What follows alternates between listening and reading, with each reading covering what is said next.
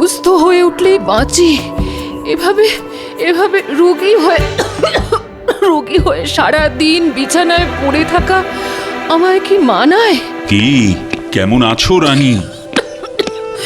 ওই ওই একই রকম।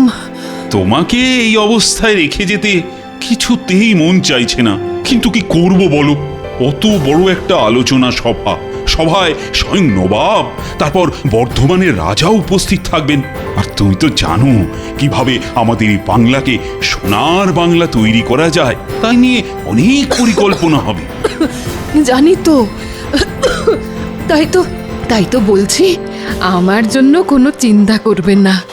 ঘুরে এসে দেখবেন ঠিক সুস্থ হয়ে গেছি। সুস্থ হলেই মঙ্গল।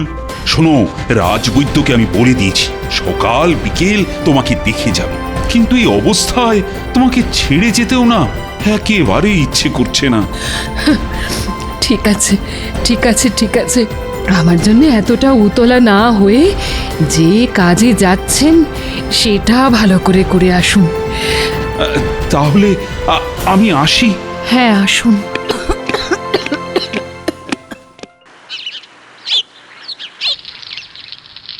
গিন্নি, গিন্নি, আরে দেখো দেখো, বাজার থেকে আজ কিরকম জ্যান্ত কই মাছ এনেছি। কই মাছ? আহা, খুব ভালো করেছো। কদিন ধরে আমার মনটা কেবল ওই কই মাছ করছিল গো। শোনো, তুমি ততক্ষণ রাধা শুরু করে দাও, আমি একবার চট করে রাজবাড়ি থেকে ঘুরে আসি। কেন? এই রাজবাড়ি কেন? মহারাজ তো কদিন হলো খামবাজ রাজ্যে গেছে না, তাই তো রাজসভা এখন না বন্ধ। না না, রাজসভা না, আমি যাচ্ছি রানীমাকে একবার দেখে আসতে। গতকাল থেকে রানীমার কাশিটা নাকি খুব বেড়েছে গো। ও মা, সে কি কথা গো? না না না, তাহলে আর দেরি করো না, যাও চট করে ঘুরে এসো। হ্যাঁ,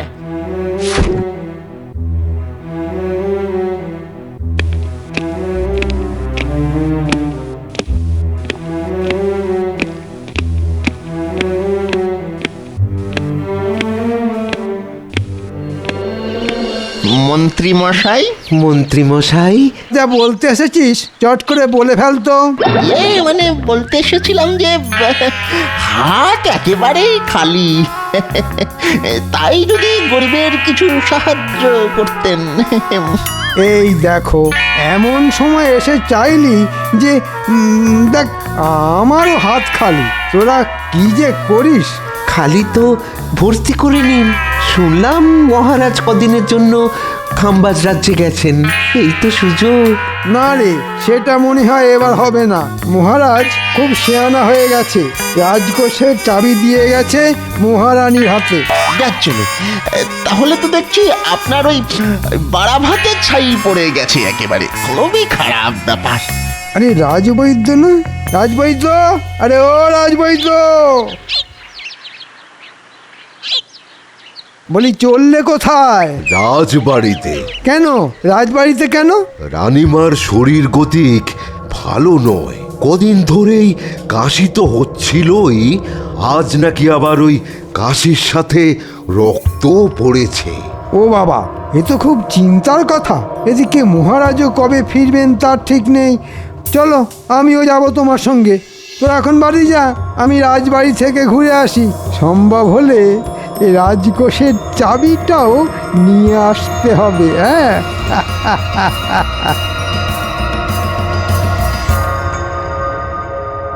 এখন কেমন আছেন রানীমা? খুব একটা ভালো নয় গোপাল। কাশিটা কিছুতেই কমছে না। আজ আবার কাশতে কাশতে রক্ত পড়েছে। সে কি?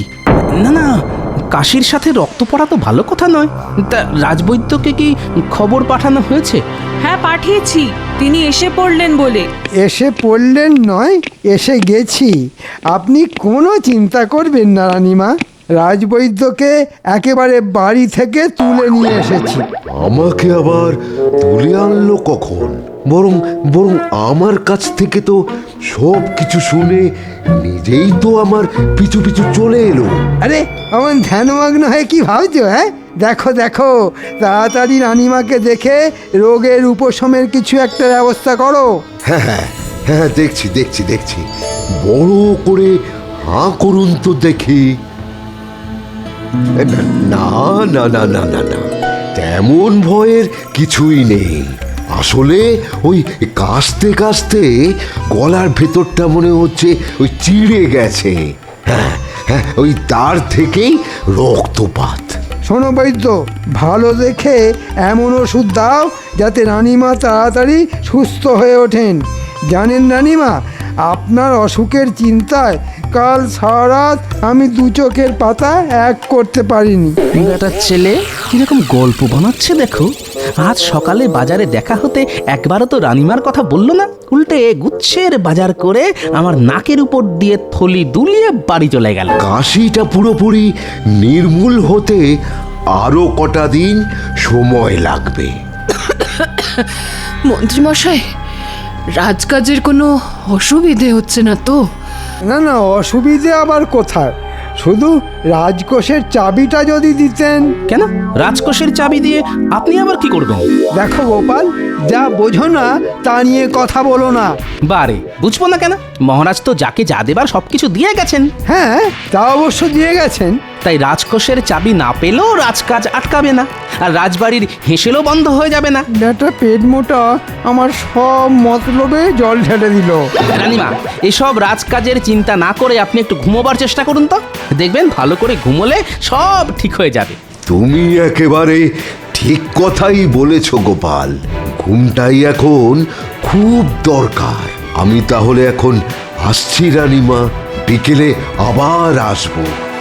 বুঝলে গোপাল, মুখে তো বলে এলাম কাশতে কাশতে গলার ভেতরটা চিড়ে গেছে আর তার থেকেই রক্তপাত হচ্ছে, কিন্তু কিসের কিন্তু রাজবৈদ্য মশাই?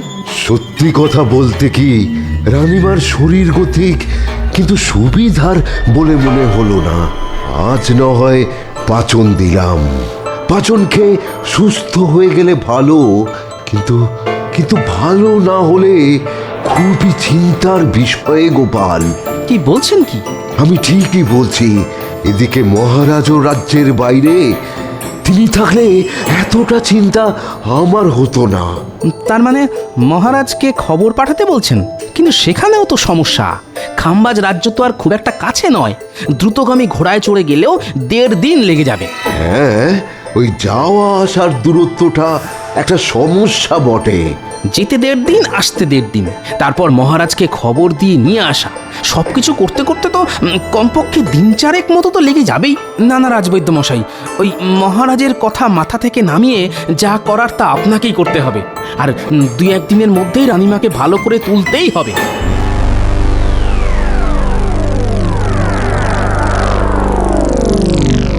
কি গো, পাতের উপর মাছ নিয়ে কি এত ভাবছো? হ্যাঁ, বলি খেয়ে বলো, তেল কইটা কেমন রেঁধেছি? হ্যাঁ হ্যাঁ হ্যাঁ হ্যাঁ, এই তো খাচ্ছি। না, আজ তো দেখছি তোমার মাথায় চিন্তামণি ভর করেছে। এই এই কি এত ভাবছো বলো তো? হ্যাঁ, ভাবছি মানুষ দূরে কোথাও চলে গেলে বিপদে আপদে তাকে খবর পাঠাবার কোনো ব্যবস্থাই নেই আমাদের কাছে। হঠাৎ করে এই ভাবনা মাথায় এলো কেন? দেখো, রানীমার এত শরীর খারাপ, অথচ তার সব থেকে কাছের মানুষ মহারাজকে চট করে এই খবর জানানো যাচ্ছে না। অথচ আমাদের কাছে সেই রকম যদি কোনো উপায় থাকতো তাহলে কত ভালো হতো বলো তো।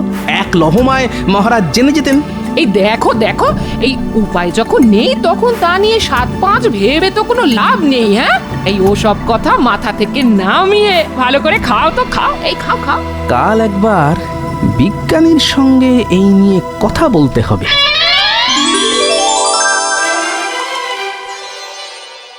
রানীমা, ফল খাওয়ার পর ওষুধ খেতে হবে কিন্তু। আর কত ওষুধ খাবো বলতো? এখন তো আমি অনেকটা সুস্থ আছি, কাশিও তো তেমন নেই বললেই চলে। তবুও রাজবৈদ্য মশাই নিয়ম করে ওষুধ খাওয়াতে বলে গেছেন। ভেতরে আসবো রানীমা? হ্যাঁ হ্যাঁ, এসো এসো। এখন কেমন আছেন রানীমা? ভালো আছি বৈদ্যমশাই। সত্যি কথা বলতে কি, আপনি ধন্বন্তরী। আপনার ওষুধ যেন কথা বলল। যাক বাবা, ফাঁড়া কেটে গেল। এই কথা কেন বলছো গোপাল? বলছি কি আর সাধে, এদিকে আপনি গুরুতর অসুস্থ, ওদিকে মহারাজ শতেক যোজন দূরে।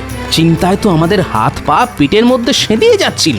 ওষুধটা কিন্তু নিয়মিত খাবেন, আর তেমন কিছু বুঝলে সঙ্গে সঙ্গে আমাকে খবর পাঠাবেন।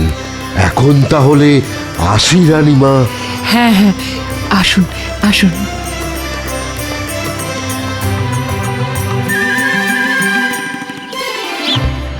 বিজ্ঞানী, বিজ্ঞানী!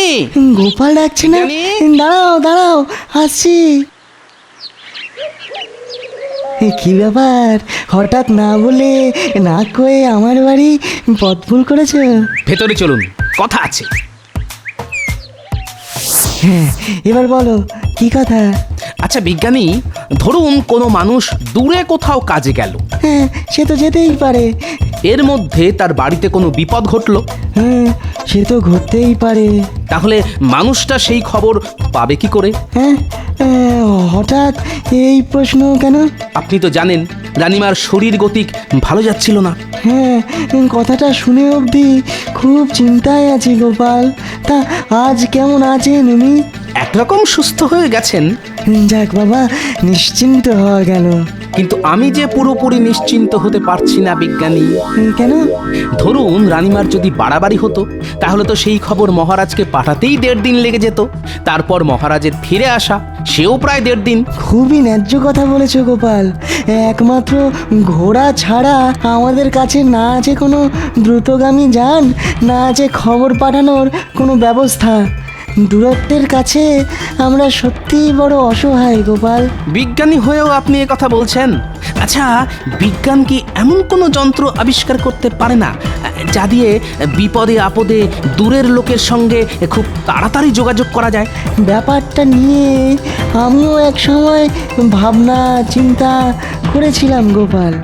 এক প্রান্ত থেকে অন্য প্রান্তে খবর পাঠানোর জন্যে কিছু পরীক্ষা নিরীক্ষাও করেছিলাম, কিন্তু পরে আর নানান কাজের চাপে সেটা আর বেশি দূরে গইনি। হ্যাঁ, এবার সব কাজ ফেলে ওটাকে নিয়ে ভাবনা চিন্তা শুরু করে দিন। একবার যদি ওটা আবিষ্কার করতে পারেন না, তাহলে দেখবেন আপনি জগৎ বিখ্যাত হয়ে যাবেন। বলছো? ঠিক আছে ঠিক আছে, কাল থেকেই না হয় শুরু করে দেবো, কেমন? কাল নয়, আজই, আজ থেকেই শুরু করে দিন। আজ থেকে? হ্যাঁ হ্যাঁ হ্যাঁ, আজ থেকেই। ঠিক আছে, তাই হবে, তাই হবে গোপাল। না, আজ 2 দিন ধরে ঘরের দরজা বন্ধ করে বিজ্ঞানী যে কি করছে কে জানে। দোরগোড়ায় গিয়ে ডাকলেও সাড়া মিলছে না। যাকে কাল ভোর ভোর উঠে একবার ওর বাড়ি যেতে হবে।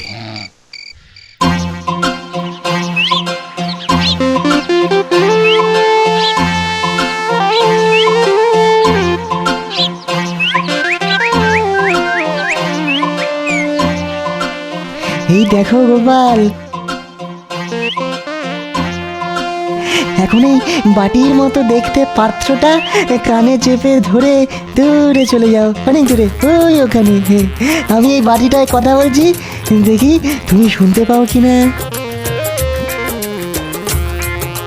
গোপাল, গোপাল, আমার কথা শুনতে পাচ্ছ? কি গো, শুনতে পাচ্ছ? না, কিচ্ছু শুনতে পাচ্ছি না। দেখো তো এবারে শুনতে পাচ্ছ কিনা। না, শুনতে পাচ্ছি না কিছু। কিছু শুনতে পাচ্ছ না? আচ্ছা, কি করি কি করি? হ্যাঁ, আচ্ছা আচ্ছা গোপাল, যন্ত্রটা নিয়ে তুমি তোমার ঘরের চালের ওপরে ওঠো তো, তারপরে দেখো শুনতে পাও কিনা। কি গোপাল, শুনতে পাচ্ছ? হ্যাঁ হ্যাঁ, এবারে পাচ্ছি, তবে আস্তে আস্তে। কি গোপাল, এবারে শুনতে পাচ্ছ? হ্যাঁ বিজ্ঞানী, শুনতে পাচ্ছি, শুনতে পাচ্ছি, একদম স্পষ্ট শুনতে পাচ্ছি। কিছু একটা হচ্ছে মনে হচ্ছে, আড়াল থেকে শুনতে হবে। তাই নাই। তার মানে আমার আবিষ্কার ঠিক পথে এগোচ্ছে, শুধু এটাকে আরো উন্নত করে তুলতে হবে। হ্যাঁ, তাই করুন বিজ্ঞানী। আর একবার যদি দূরের লোকের সঙ্গে কথা বলার যন্ত্র আবিষ্কার করে ফেলতে পারেন না, তাহলে দেখবেন সারা দুনিয়া আপনাকে কেমন মাথায় তুলে নাচবে। দূরের লোকের সঙ্গে কথা বলার যন্ত্র আবিষ্কার, ওরে বাবা, তাহলে তো ওটা হাতাতে হবে, তারপর সাহেবদের কাছে বিক্রি করে অনেক টাকা। রাজকোষের চাবি পায়নি তো কি হয়েছে, এবার এই যন্ত্র হাতিয়ে দ্বিগুণ কামিয়ে নেব।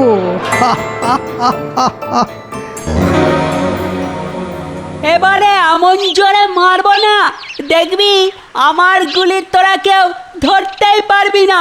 ঠিক আছে, ওই বড় বড় কথা না বলে মেরে দেখা।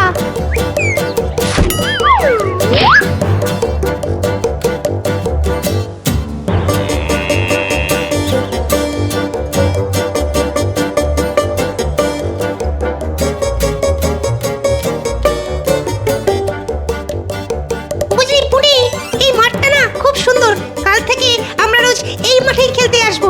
কিন্তু একটাই মুশকিল বুঝলি, এই মাঠটা আমাদের বাড়ি থেকে অনেক দূর। আর কত দূর? মাত্র আধ ঘন্টার তো পথ। তাছাড়া আমাদের খেলার মাঠে তো গরু চড়ছে, ওটা মাঠ না গোয়াল ঘর বোঝাই যাবে না। যেদিকেই তাকাও গোবর আর গোবর। ঠিক আছে রে ন্যাপলা, কাল থেকে আমরা এই মাঠেই খেলতে আসবো।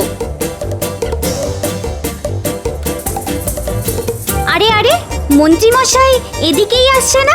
তাই তো, এদিকে সাহেবদের বাড়ি ছাড়া তো আর কিছুই নেই।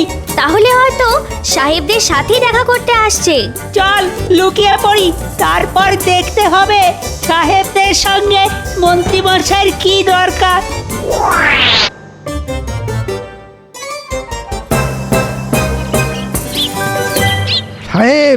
সাহেব, ও সাহেব, কোথায় গেলে সব? আরে মন্ত্রী, কি ব্যাপার? What happened? একটা দারুণ খবর নিয়ে এসেছি সাহেব। বলো কি খবর? আমাদের বিজ্ঞানী একটা দারুণ যন্ত্র আবিষ্কার করে ফেলেছে। হ্যাঁ গো সাহেব, দূরের লোকের সাথে কথা বলার যন্ত্র। দূরের লোকের সহিত কথা বলার যন্ত্র? How rubbish! How strange! আমরা এতদিন যা পারিলাম না, সামান্য একজন কালা আদমি তাহা করিয়া ফেলিল। না, একেবারে হইতে দেওয়া যায় না। তা তো যাই না সাহেব, তাই আমি ওটা গোপনে তোমাদের হাতে তুলে দিতে চাই। বহুত আচ্ছা। যেমন করিয়া পারো ওই যন্ত্র আমাদের হাতে আনিয়া দাও।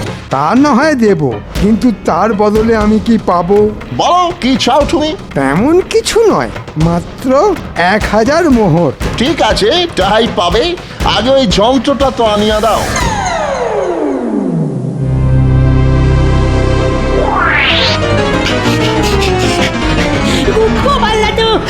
গোপাল দাদু, কিরে, কি হয়েছে? ঠিক আছে, তোরা যা, আমি এর ব্যবস্থা করছি।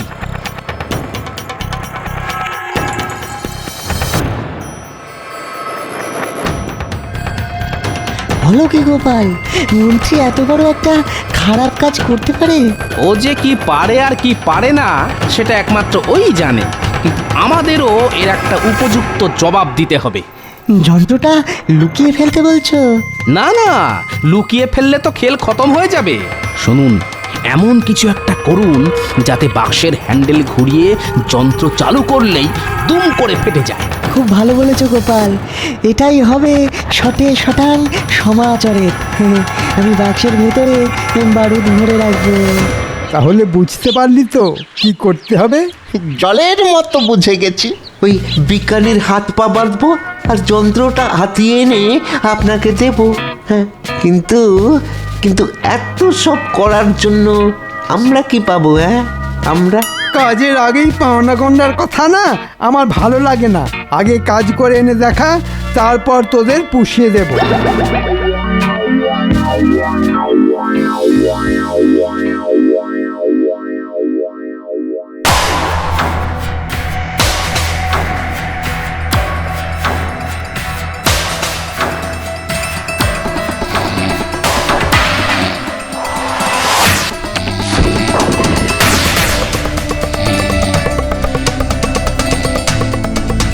বিজলি ঘটা, এটাই মনে হচ্ছে সেই যন্ত্র যেটা মন্ত্রী মশাই হাতাতে বলেছেন।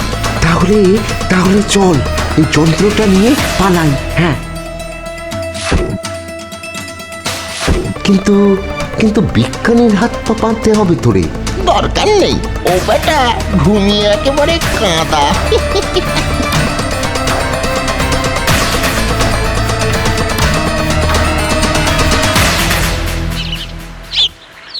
দুটো বাটির একটাতে মুখ লাগিয়ে একজন কথা বললেই অন্যজন অপর বাটিতে কান লাগিয়ে সেই কথা শুনতে পাবে। হ্যালো হ্যালো, শুনিতে পাইতেছো? Hello hello hello. No man no, কিছু শোনা যাইতেছে না। এই দেখো, বলতেই ভুলে গেছি, ওই যে 4 চৌকো বাক্সটার গায়ে হ্যান্ডেল রয়েছে ওটা ঘোরাতে হবে সাহেব। এটা যন্ত্র দিয়া আমাদের মারিয়া ফেলিবার ষড়যন্ত্র। ওরে বাবা রে, মেরে ফেললে রে, মেরে ফেললে। হল্ট হল্ট মন্ত্রী, আরে ভাই শুট করিয়া দিব। তোমাকে থামিতে বলিতেছি, আমরা কিন্তু গুলি করিব। থামো মন্ত্রী, থামো থামো বলিতেছি। ওরে বাবা রে, আমার কি হবে রে?